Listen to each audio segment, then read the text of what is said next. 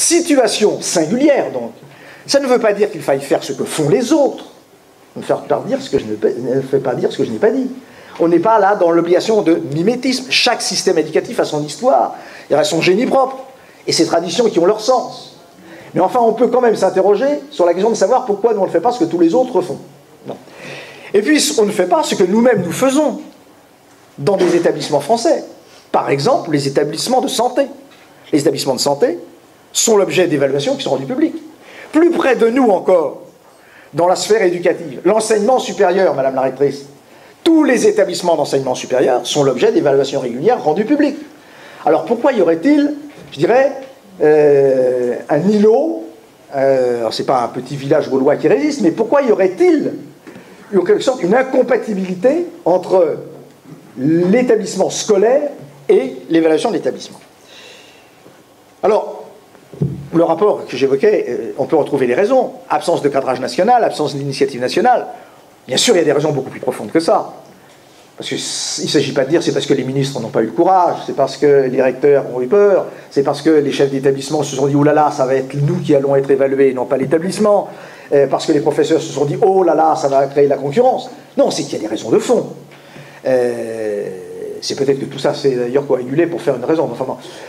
Mais des raisons de fond, c'est que le système éducatif français, à la différence de bien d'autres systèmes, ne s'est pas construit à partir et autour de l'établissement.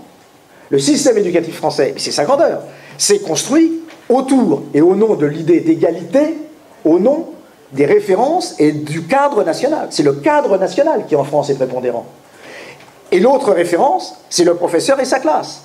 C'est d'une part en France l'importance du cadre national, auquel nous sommes tous légitimement attachés, mais dont on sait quand même bien qu'il ne suffit pas à lui seul à assurer l'égalité.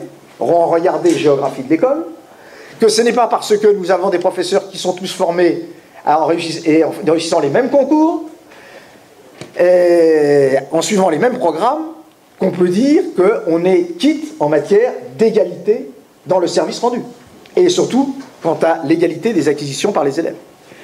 Donc, le système français, avec toutes ses qualités, a en même temps pu générer l'idée que ce qui comptait, c'était d'abord l'initiative et la prescription nationale. Et d'autre part, la priorité accordée à l'effet maître. Et que l'effet établissement, d'une certaine façon, s'est retrouvé, en sorte, un peu délaissé. Souvent d'ailleurs, quand on interroge un professeur en France, dans une réunion internationale, on lui dit, bon, présentez-vous. Il oublie de dire qu'il est fonctionnaire de l'État, parce que pour lui, il oublie de le dire parce que ça va de soi. Mais je peux vous assurer qu'en Europe, ça ne va pas de soi. Et il ne dit pas, je suis professeur de tel ou tel établissement. Il dira, je suis professeur de lycée, je suis professeur de collège, en lycée, en collège. Alors, il pourra dire, je suis professeur au lycée Louis-le-Grand ou au lycée du Parc.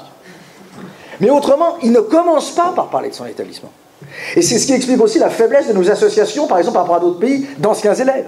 L'ancrage dans l'établissement est demeuré jusqu'à présent assez faible dans le système éducatif français. Premièrement parce que je crois, et on ne peut avoir d'évaluation d'établissement que si on assume cette idée que même si tout ce qui se fait au ministère, dans les rectorats, dans les DAZEN, partout, est absolument essentiel, le lieu où se fait, c'est un truisme absolu, mais enfin parfois on l'a oublié, le lieu où se fait l'enseignement, le lieu où se construit la formation des élèves, le lieu où se construit l'image de l'école pour les parents, c'est l'établissement. Vous le rappeliez, Madame la rectrice, c'est là que se joue l'acte éducatif. C'est là que se joue la réussite des élèves. Bon, donc, et c'est d'ailleurs si vous interrogez, quand on fait des sondages, sur l'image qu'a l'éducation nationale, la réponse à la question « Que pensez-vous de l'éducation nationale ?»